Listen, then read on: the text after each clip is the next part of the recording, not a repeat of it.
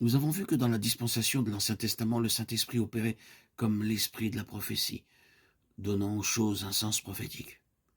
Il agissait afin que tout dans l'économie divine vise un but plus lointain. Ces choses n'étaient pas toujours claires pour ceux qui vivaient à cette époque. Bien que directement concernés par ce qui a été dit et fait, toute l'œuvre du Saint-Esprit au cours de ces périodes tendait vers ce qui serait la nature, le caractère et le dessein de la nouvelle dispensation. Cette nouvelle dispensation est marquée par deux traits caractéristiques, deux aspects d'une même réalité.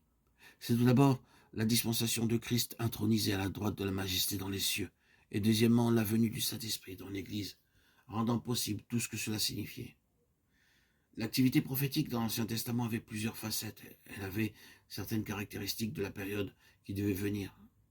Et nous avons considéré quelques-unes de ces caractéristiques dans les audios précédents. Nous sommes parvenus et nous vivons maintenant dans la dispensation de l'accomplissement spirituel de tout ce que les prophètes avaient annoncé. Mais cet accomplissement n'est pas uniquement objectif concernant l'histoire du monde ou de l'Église.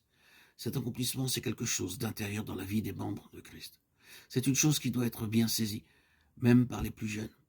S'il vous plaît, ne pensez pas que c'est uniquement pour les plus âgés ou pour les chrétiens les plus avancés.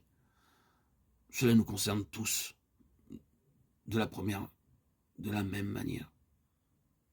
La première chose qui caractérisait les prophètes et qui a eu son accomplissement dans sa dispensation d'une manière subjective dans les membres de Christ était la vision spirituelle. Tout dans le dessein de Dieu est en vue de sa réalisation, dépend en premier lieu de ceci. C'est que le Saint-Esprit soit pour nous l'esprit de révélation et qu'il nous fasse voir dans les grandes lignes ce que Dieu désire. Cela comporte deux aspects. Le premier d'entre eux, c'est cette faculté qui nous permettra de voir. Les prophètes ont beaucoup à nous dire dans ce domaine. Le peuple d'Israël a subi de nombreuses pertes, car ils n'étaient pas disposés à voir ce que Dieu voulait leur faire voir. Ils avaient leur propre vision et leurs concepts, et ne furent pas prêts à entrer dans ce que voulait Dieu. Un double jugement est tombé sur eux, et le Seigneur a fermé leurs yeux. La parole fut donnée à Ésaïe pour ce peuple. Il dit alors, va et dis à ce peuple, vous entendrez et vous ne comprendrez point. Vous verrez et vous ne saisirez point.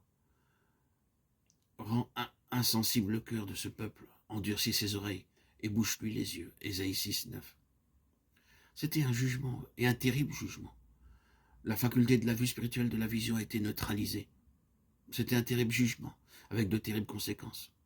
Car la conséquence de tout cela, ce fut qu'ils n'ont pas obtenu tout ce que Dieu voulait leur donner. Et ce n'était pas une petite chose. Ils sont passés à côté de toutes ces choses. Cela fut donné à une autre nation, à un peuple céleste. C'est un jugement terrible de ne plus avoir cette faculté de la vue spirituelle. Et à contrario, c'est une très grande chose que le Seigneur veuille par grâce et dans son amour que nous ayons une telle vision.